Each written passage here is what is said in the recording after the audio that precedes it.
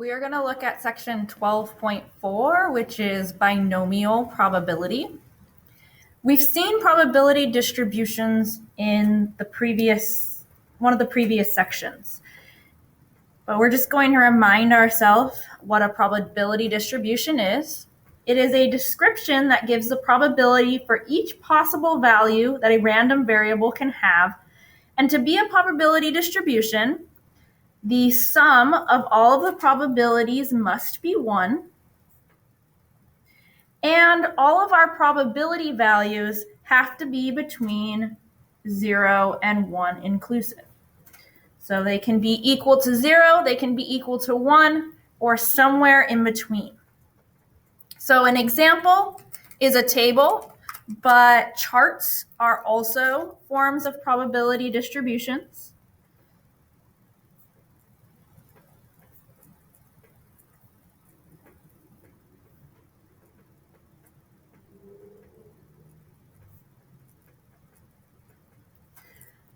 So we've just looked at general probability distributions. And today we're going to look at a more specific one. We are going to look specifically at a binomial probability distribution. So a binomial probability distribution is going to be a probability distribution that has to fulfill the binomial settings. And there are 4 settings. We use the acronym BINS to help us remember them. So the first is binary. The trial must have 2 possible outcomes. So for example, when you flip a coin, heads or tails, that has 2 possible outcomes. Another example, drawing a card from a deck, probability of drawing a queen.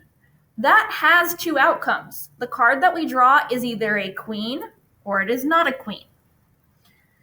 The trials need to be independent. So therefore, if you're talking about a deck of cards, we have to be dealing with replacement. We cannot be taking a card out. The outcome of a further item happening, such as when you draw cards, cannot be dependent on something that has already taken place. Then N stands for number. The procedure has to have a fixed number of trials.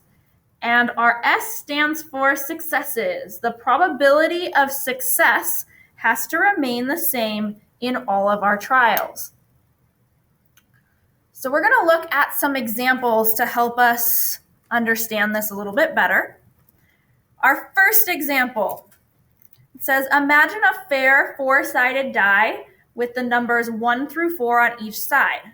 Construct a probability distribution where X is the number of times that a 3 is rolled in 2 rolls.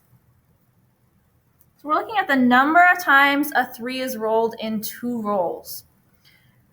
Our tree diagram is going to help us. So when we start off, we have the option of getting a 1, a 2, a 3, or a 4 on that first roll.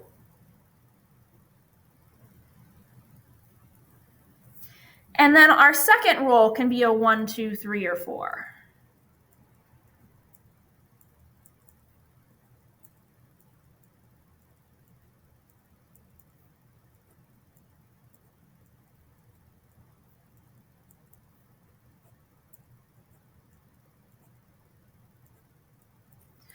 So if we wanted to write out our entire sample space, we could get a 1 and then a 1, or a 1 and then a 2, a 1 and then a 3, a 1 and then a 4, a 2 and then a 1, a 2 and then a 2, a 2 and then a 3, a 2 and then a 4, 3 and a 1, 3 and a 2, 3 and a 3, 3 and a 4, or 4 and a 1, 4 and a 2, 4 and a 3, 4 and a 4.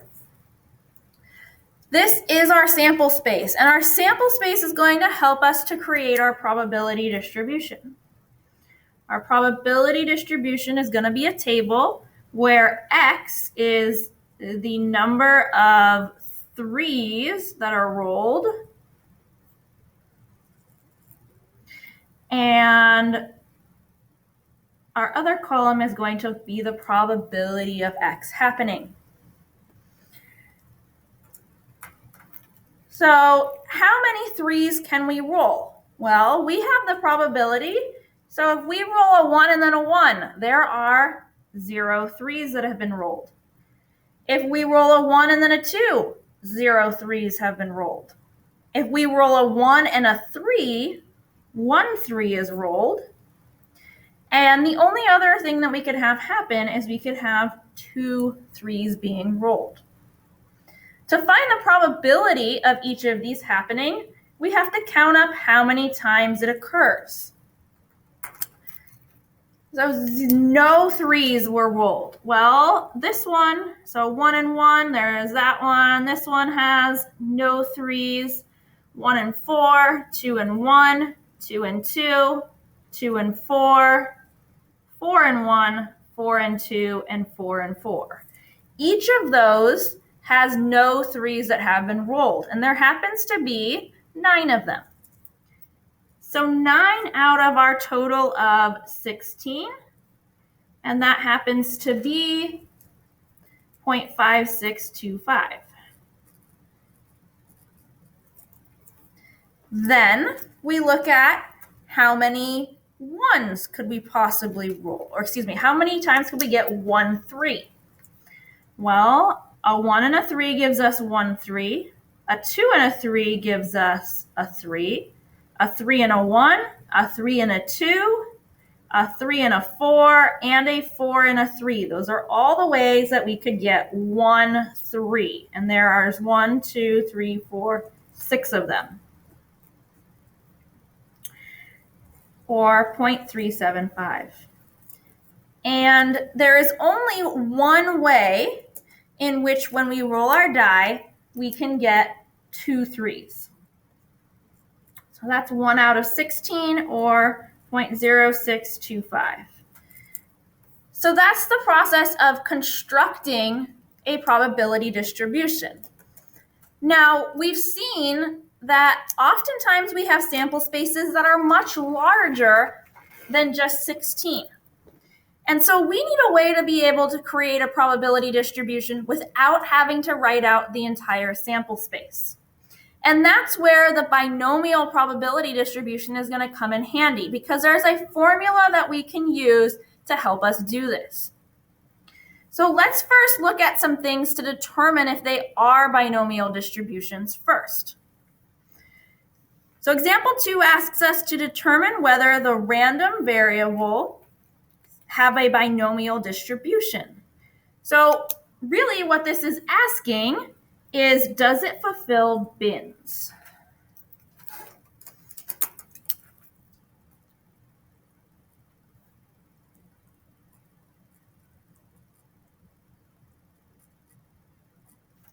If it fulfills bins, then we know that we have a binomial probability distribution. So we have to look at each of those. So B, we said that B was binary. There has to be 2 possible outcomes. Here we are rolling a fair die 10 times, and X is the number of 6s that are rolled. Well, we are going to have 2 outcomes. It's either going to be a 6 or it's not going to be a 6.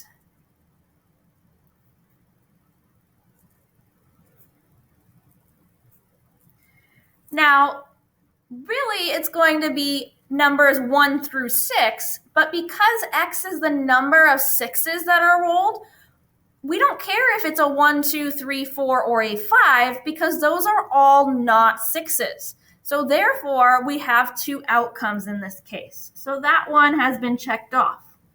It fulfills it. I, independents. Are the trials independent of each other? Well, when we roll the die and then we roll it again, those 2 outcomes are going to be independent of each other. What you roll on the first die has no bearing on what's going to happen the second time the dice is rolled. So our outcomes are independent. For N, we need to have a fixed number of trials. Well, it tells us that we are going to roll the dice 10 times. 10 is a fixed number.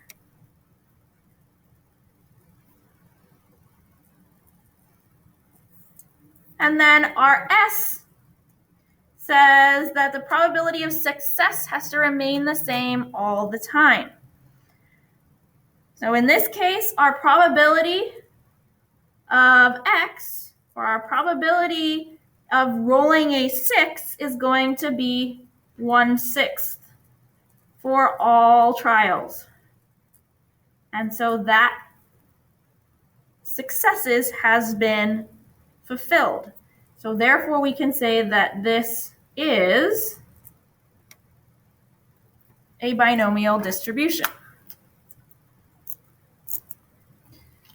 So therefore we can say this is a binomial distribution.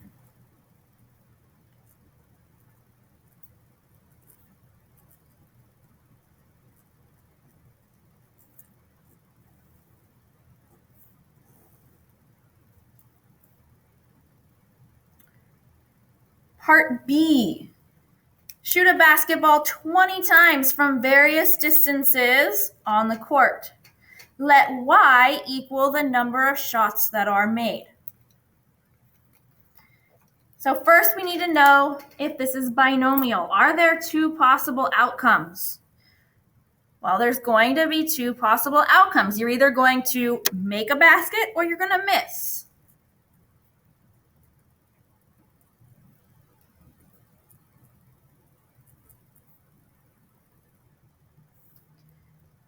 Independent. Are the outcomes independent?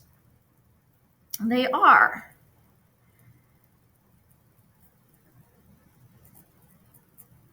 If you make the first shot that you take, that doesn't necessarily tell us that you are going to make the one right after it or miss it. For N, does it have a fixed number of trials?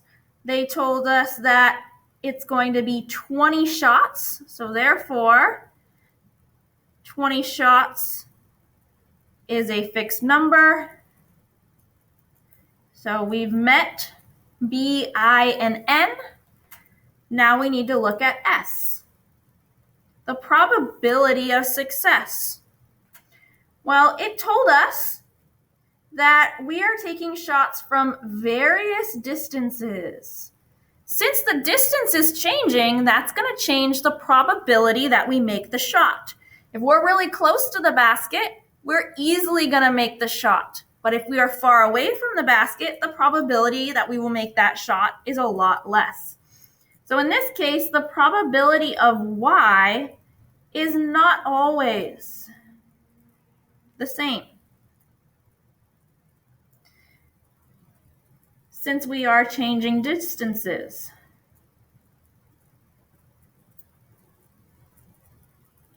That one is not fulfilled. The S is not fulfilled, therefore this is not a binomial distribution.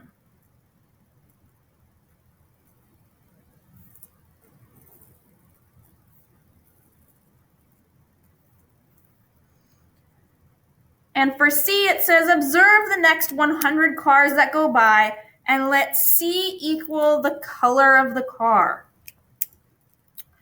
B, binary. Are there two options? Well, the thing that we are observing is color, and we have more than two colors. So automatically, this cannot be binomial. Not a binomial distribution.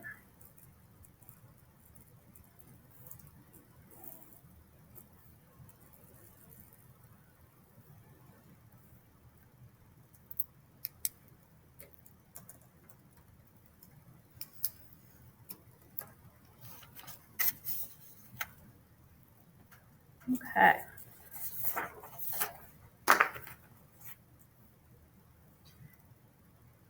Now, what if we were interested in the probability distribution of X, where X is the number of heads that is observed in 10 coin tosses? Listing the outcomes in this experiment would be a burden, since there are 1,024 of them. List two items in this sample space below. So any combination of 10 items that are either heads or tails is going to fit into this. So we could say, for example, heads, heads, tails, tails, heads, heads, tails, tails, heads, tails. That would be in the sample space.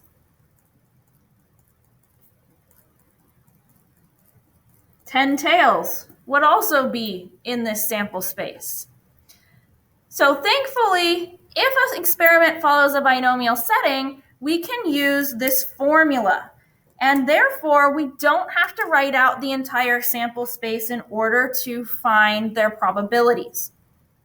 And the binomial probability formula says the probability of x is equal to the combination of the probability of success times the probability of failure for any number x value. So here our n is the number of trials. So how many times we were doing that? In that example at the top of the page, our n would have been 10. And then x is the number of successes among n trials. So how many times we are successful.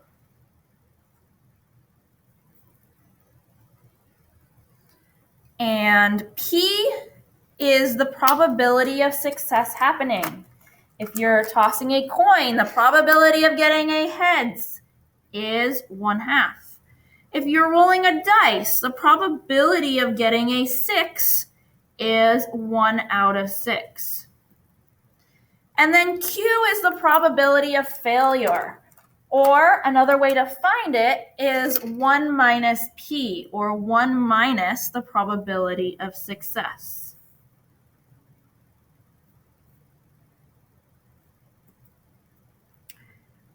The formula is not all that complicated. You just have to plug everything in the right place and then use a calculator to calculate everything. So let's look at an example here. Example number 3 says to find the probability of obtaining exactly 3 heads in 5 tosses of a fair coin. Well, our n is going to be 5, since we're tossing the coin 5 times. Our number of successes, we want exactly 3 heads. So our x is going to be 3.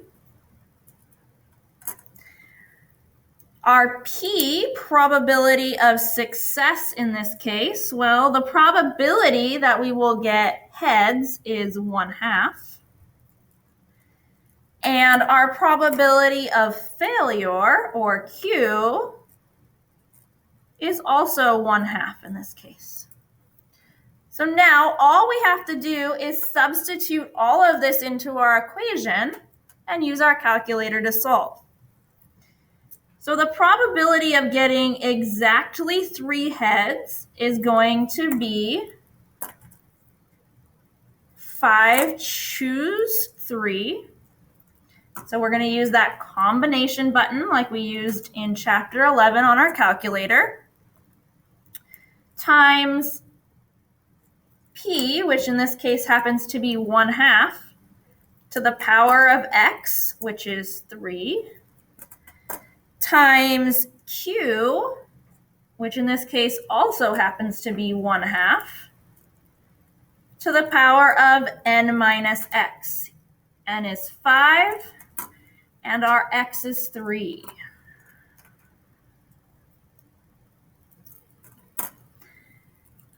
So we're going to plug all of that in.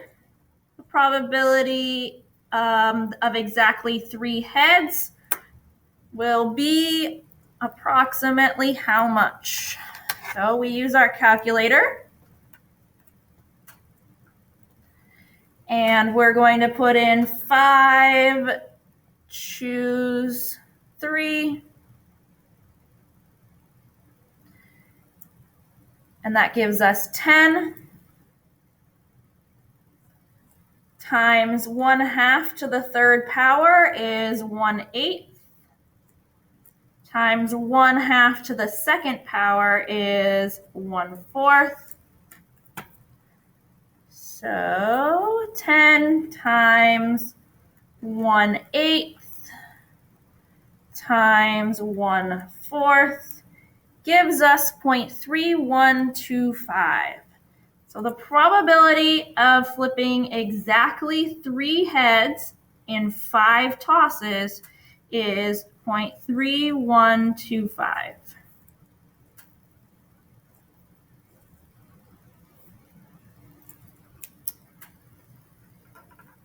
Example 4. It says to find the probability of obtaining exactly 2 5s in 6 rolls of a fair dice. So this time, what is our n, or the total number of trials? Well, the total number of trials is 6, because it said we are going to have 6 rolls. And our probability, or number of successes, is 2. We want exactly 2 5s. So we want 2 of them. Our probability of success, we want to get a 5. There are 6 sides to a dice, so our probability of success is 1 out of 6. And our probability of failure is, we know it's 5 out of 6, but another way we could find it is by saying 1 minus the probability of success, or 5/6. Now, all we have to do is substitute into our formula. We want to find the probability that x is equal to 2. So we're going to have 6c2 times the probability of success, so 1/6 to the power of x, which in this case is 2, times the probability of failure, or 5/6,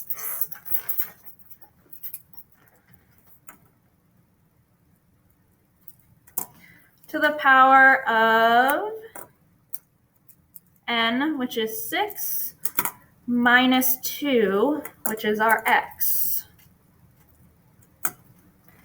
And then just go ahead and use your calculator. So let's see. 6 choose 2 is 15. So the probability that x is equal to 2 is 15 times 1/6 squared, or 1 out of 36, times 5/6 to the power of 4. I'm going to use the calculator for that. So 5/6 to the power of 4 is a big long decimal, times 1 over 36 times 15. And so the probability of obtaining exactly 2 5s out of 6 rolls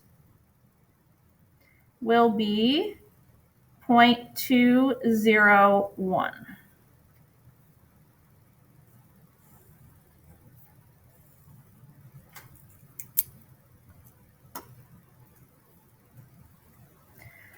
So all of these aren't too complicated. It's just knowing what information goes where and then solving the problem in the calculator correctly.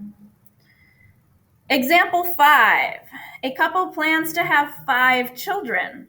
Find the probability they will have more than 3 girls. Assume that girl and boy babies are equally likely. Our number of trials, well, they're going to have 5 children. So our n will be 5.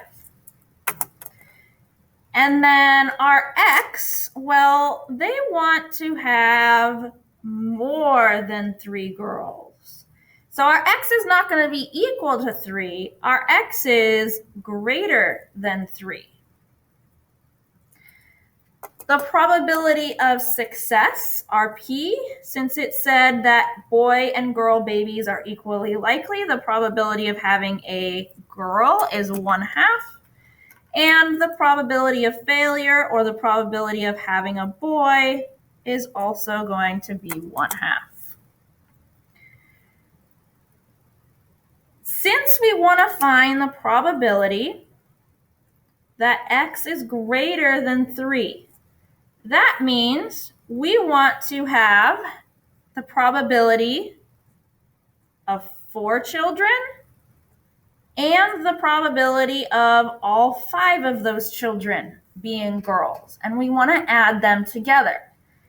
Because in order to have more than 3 girls, they're going to have either 4 girls or they're going to have 5 girls. So we have to find both of these. We have to find the probability that they have 4 and also the probability that they have 5 girls. We're going to have to use our formula twice. So we have 5 to choose from, and we are going to choose 4 or choose 5, depending on which one you're looking at. And then we multiply by the probability of success, which happens to be 1/2 to the power of X. And so our X ends up being 4 for 4 and 5 for 5. And then the probability of failure is still 1/2. And that's to the power of n minus x, or 5 minus 4 and 5 minus 5. So we do each of those. I'm going to put both of those into our calculator and find our answer. So 5C4 times 0.5 to the 4th power times 0.5 to the 1st power, which is just 0.5, and we get 0.15625.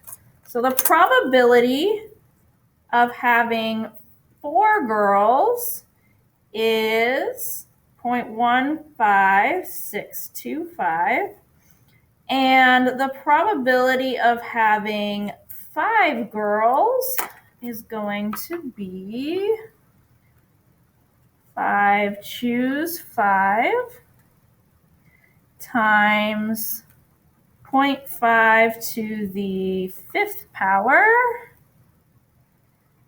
times 0.5 to the 0 power, which that just happens to be 1, and we get 0.03125.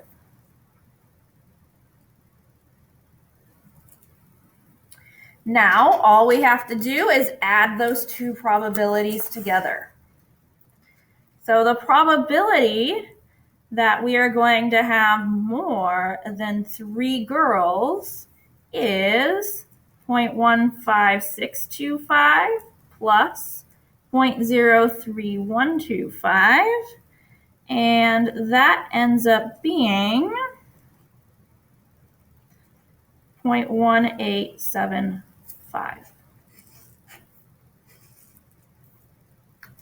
So this example 5 was slightly more complex than the first two examples, example 3 and example 4, because of the fact that we were looking at more than. So not exactly 3 girls. We were talking about more than 3 girls. So we had to take this all one step further. We had to then say, okay, well, that would be having either 4 girls or 5 girls. Find both of those probabilities and then add them together.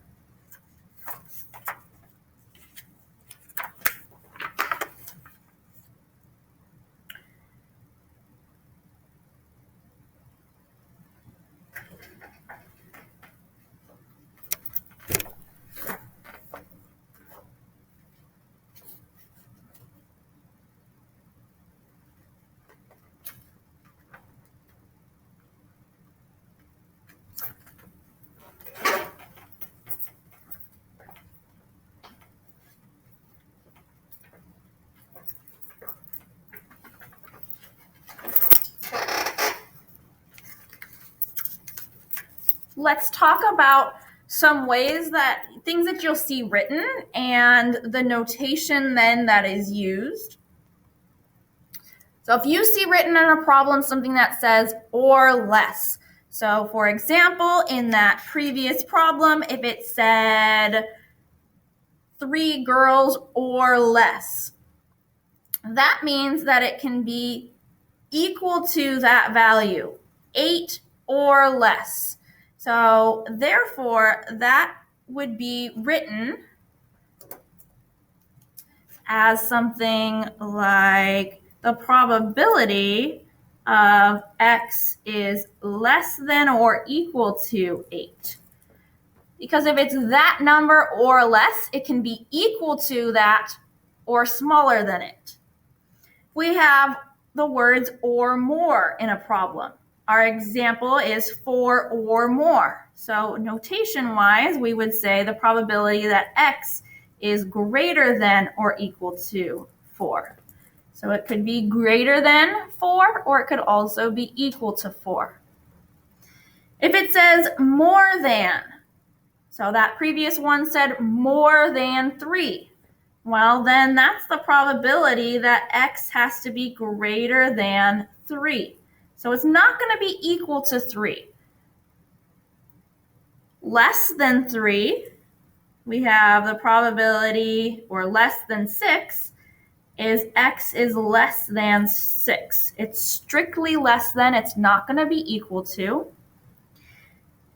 And when you hear the word at least 7, that means that it's going to be 7 or more. So x is greater than or equal to 7. And at most, it's that number or less. So at most 9 would be x is less than or equal to 9. So now you have some idea when you come across these different wordings, what each of them means. And our last example here, it says, each wiener dog puppy from a particular pair of parents has a probability of 0.2 of being spotted. Suppose the parents have 10 puppies. Find the following. Okay, so our n, our total number is 10, or our total number of trials. There are 10 puppies. Our x, well, in part A, it says find the probability that exactly one of the puppies has a spotted coat. So that means that our x is going to be equal to 1. So n is 10, x is 1. The probability of success, well, that puppy has to have a spotted coat. The probability of them being spotted is 0.2. So our p is 0.2, and that means that our q will be 1 minus 0.2, or 0.8. Now, all we have to do is apply our formula. So the probability that x is equal to 1 will be probability, total number of trials, so 10C1, how many we want, times the probability of success to the power of x, times the probability of failure to the power of n minus x. Notice your exponents will always add up to the total. And then all we have to do is use our calculator.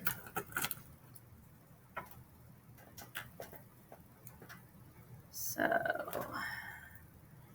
10, and we are going to select 1 times 0.2 to the first power times 0.2 to the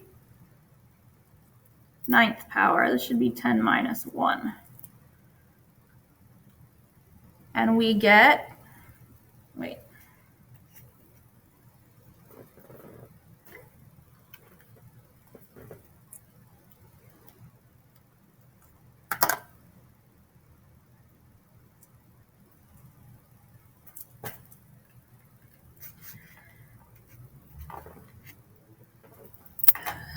So then we use our calculator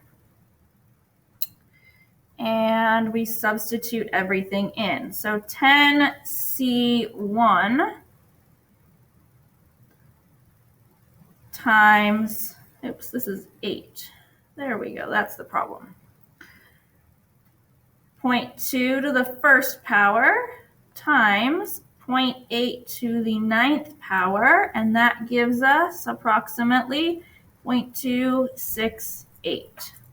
So the probability that there's exactly 1 puppy that is spotted is 0.268.